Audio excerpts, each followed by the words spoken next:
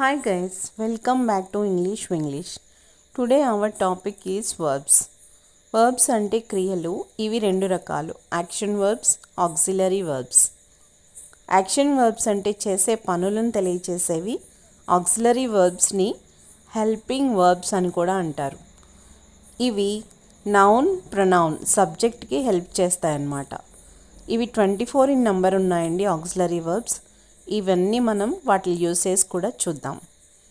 List of auxiliary verbs: is, am, are, was, were, have, has, had, do, does, did, done, shall, will, can, could, may, might, must, should, ought to, used to, need.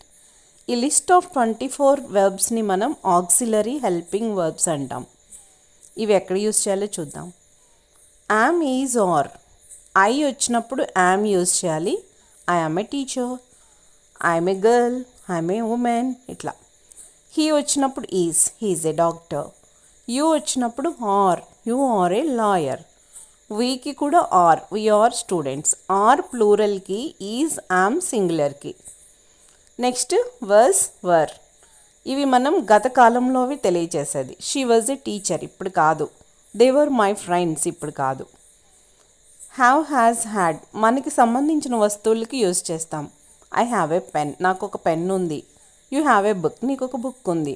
They have a playground, వారికి playground. He has a car, she has a ring, ఇట్లా. Next do, does, did మనం చేసే పనులకు use చేస్తాం. డస్ని he, షీకి మాత్రమే use చేయాలి. Do, డిడ్కి అన్నిటికి use చేయొచ్చు. I did my homework, they did their work, he does his sums, she doesn't like sweets. బాగా గుర్తుపెట్టుకోండి, డస్ హీకి, షీకి మాత్రమే వాడాలి.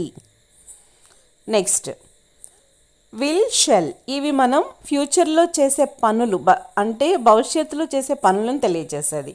I shall Singh A song tomorrow, రేపు నేను పాట పాడతాను.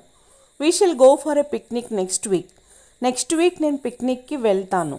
He will come tomorrow, she will come by next week, they will play next month. ఫ్యూచర్లో use చేసేవి. ఐకి మాత్రమే, ఐకి, వీకి షెల్ యూజ్ చేస్తాం. Next would, should. వుడ్ నేను ఈ పని చేసేవాడినేమో. I would have done your work if you have asked me. We should obey elders. Should మాత్రం కంపల్సరీగా మనం చెయ్యాలి అంటే షుడ్ యూజ్ చేయాలన్నమాట. వీ షుడ్ ఒబే ఎల్డర్స్, మనం పెద్దవారిని గౌరవించాలి. అలాగే షుడ్కి దగ్గరగా వచ్చే మీనింగ్ ఉన్న వర్బ్ ఇంకొకటి ఉందండి, అది కూడా మీకు చెప్తా మస్ట్ తర్వాత. ఇప్పుడు క్యాన్, కుడ్ చూద్దాం. ఏ పనైనా మనం చేయగలను అంటే క్యాన్ అన్నమాట.